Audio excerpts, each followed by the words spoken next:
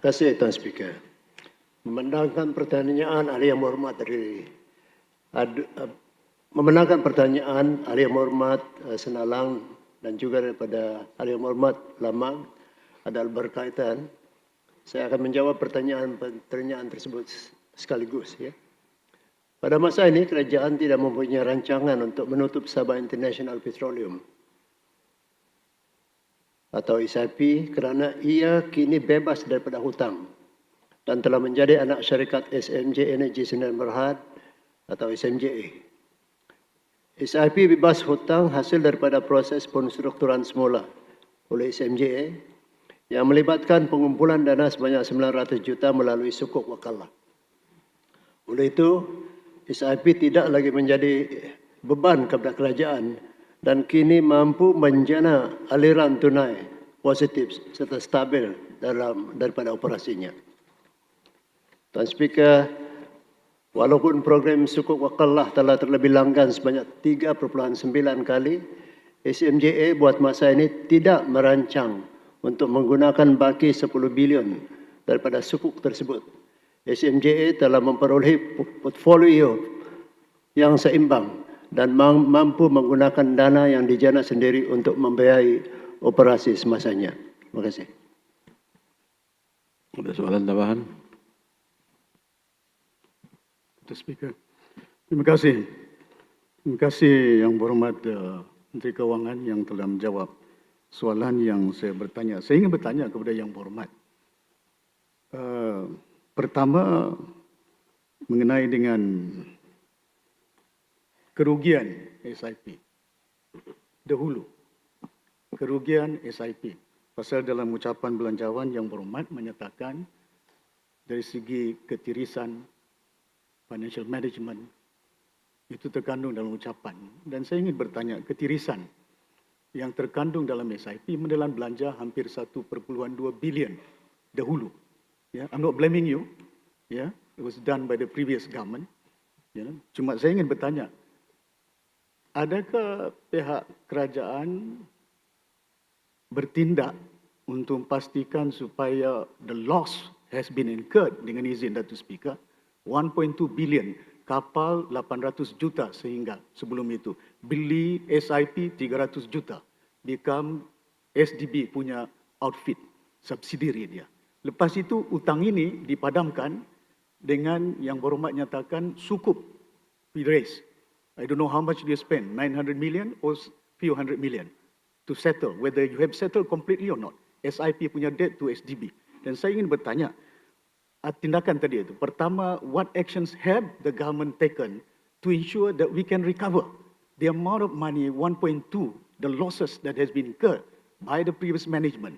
Pasal ini seakan-akan, kalau saya tidak silap, ya, I remember when I was in Federal Cabinet, 1MDB. When 1MDB, Datuk Speaker, rugi, they cannot sustain. They ask from us, the Cabinet.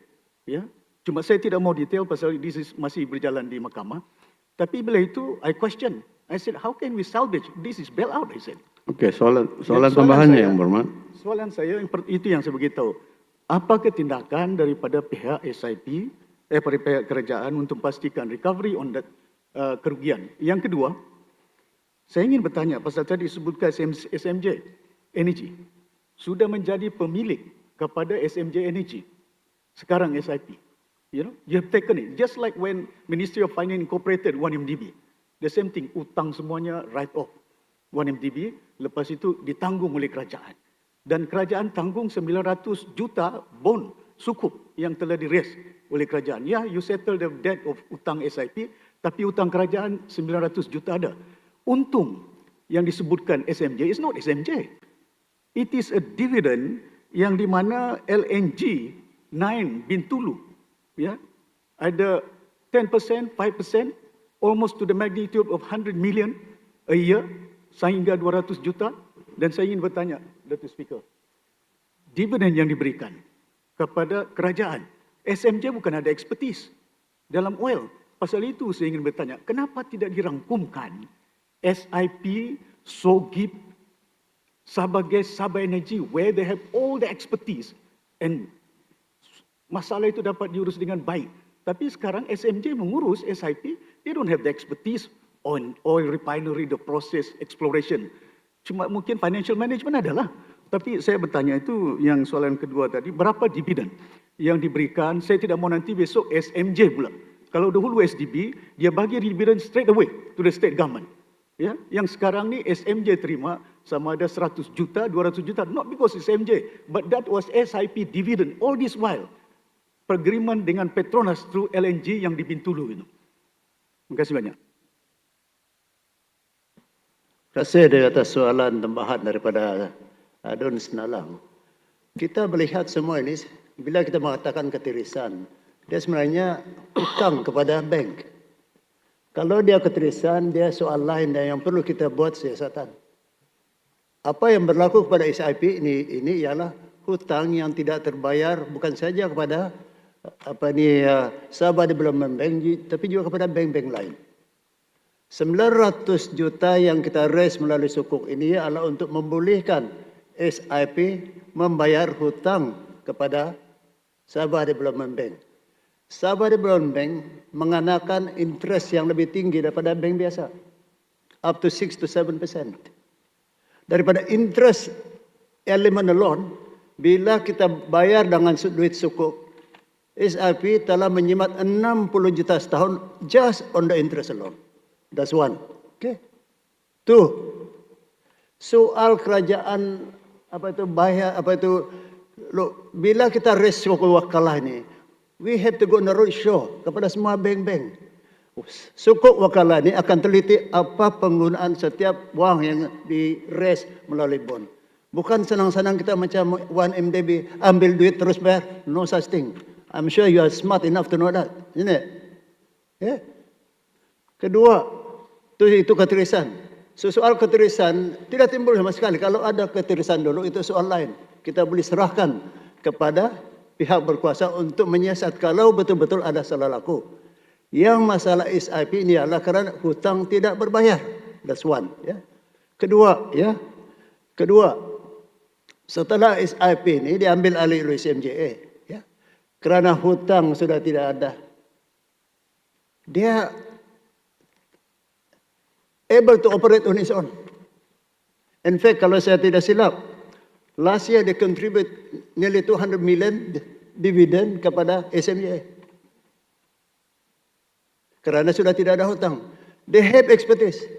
Dan kerana itu kita ambil dia sebagai anak syarikat sekarang. Kerana yang berhormat daripada Senalang mengatakan tadi, what does SMJ have? Dia orang tidak ada kepakaran. Betul, kita tidak ada kepakaran. I'm in all humility yang berhormat, I want to say, I think we have this. That's the difference.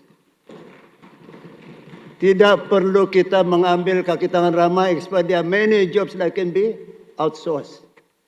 For your information, SMJ per se, at this point of time, cuma ada 23 orang kaki tangan. Semuanya pakar. We save money on administration. There is not much recurring expenditure. Kenapa? Sekarang teknologi sudah berubah, Pak. Kita bukan lagi hidup dalam zaman 70-an, 80-an. Now is 2024. Banyak cara, kaedah baru yang boleh digunakan untuk mengurus syarikat. Dan syarikat SIP ini masih di situ kerana dia ada dua kepala PFSO. I'm sure you heard PFSO, ya, which is ongoing. Jadi saya, kalau ada yang saya tidak terjawab dalam soalan tambahan ini, I will do it during penggulungan. Tapi all I can say, nomor satu, soal ketirisan tidak timbul. Yang timbul ialah hutang tidak berbayar. Kalau ada ketirisan, itu soal lain yang kita boleh siasat. Dan kalau ada laporan, kita akan siasat, arah kepada pihak berkenaan untuk siasat. Ketiga, bila SMJA tidak expertise, that's why kita ambil SIP sebagai anak syarikat kerana kepakaran masih ada di sana. Terima kasih. Dato' Speaker, soalan yang saya bangkitkan dua tadi itu. Yang satu itu tidak berjawab dari segi dividen given by SMJ to the state government out of that 100 and 200 million. Satu, tadi yang berhormat pun tanya, jawab bahawa pinjaman daripada private entity the rate is cheaper. But Yang Berhormat, sedarkah bahawa SDB adalah milik kerajaan? Kenapa tidak dirunding SDB kerajaan punya entiti, SIP kerajaan punya entiti, the rate is 7%, 6%, can you reduce to 3%, I'll pay you next year. After all, di antara government punya output, because private entity, they won't just, saya beritahu, pasal ini tidak akan berubah rate dia.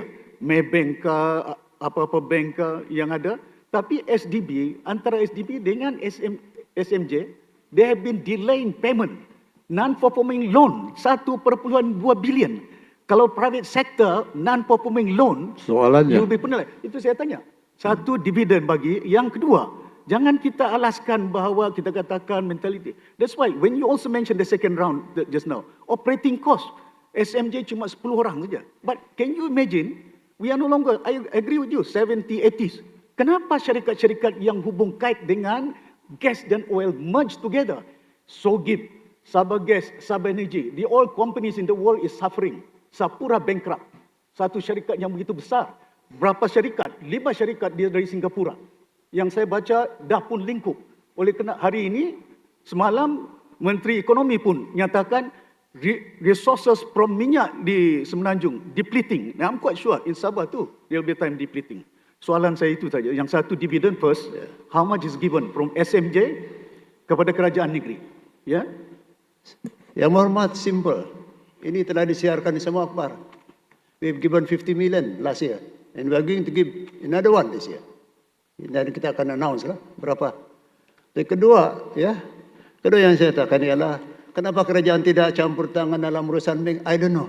Saya belum pernah dengar kerajaan campur urusan dalam bank untuk menetapkan berapa peratus. And Yang Berhormat, seperti mana saya nyatakan dulu, kalau boleh, Yang Berhormat menjadi Menteri Keuangan lebih 20 tahun. Why didn't you do it during your time? If it is possible. If it's not possible, Yang Berhormat, please sit down. I'll finish up. Okay? Kerajaan atau syarikat kerajaan tidak boleh minta kerajaan campur. Oh, Maybank boleh bagi dia sikit petungan. There's no such thing as far as I know lah. Kerana kita mau keterusan. If we want to succeed, we have to succeed on our own merits. That's what I believe. Dan kita pikir kita mampu berbuat demikian. Ketiga, Yang Berhormat mengatakan, kenapa buatlah syarikat baru SMJ, kenapa tidak masuk? Because we want to have a clean start. Yang Berhormat pun telah menyokong sebenarnya bahawa banyak ketirisan, banyak masalah. That is what we are trying to avoid. Barangkali kalau kita ada syarikat baru, semua masalah ini tidak timbul kerana syarikat ini diurus 100% oleh professionals. Itulah sebenarnya urusan. Terima kasih Yang Berhormat.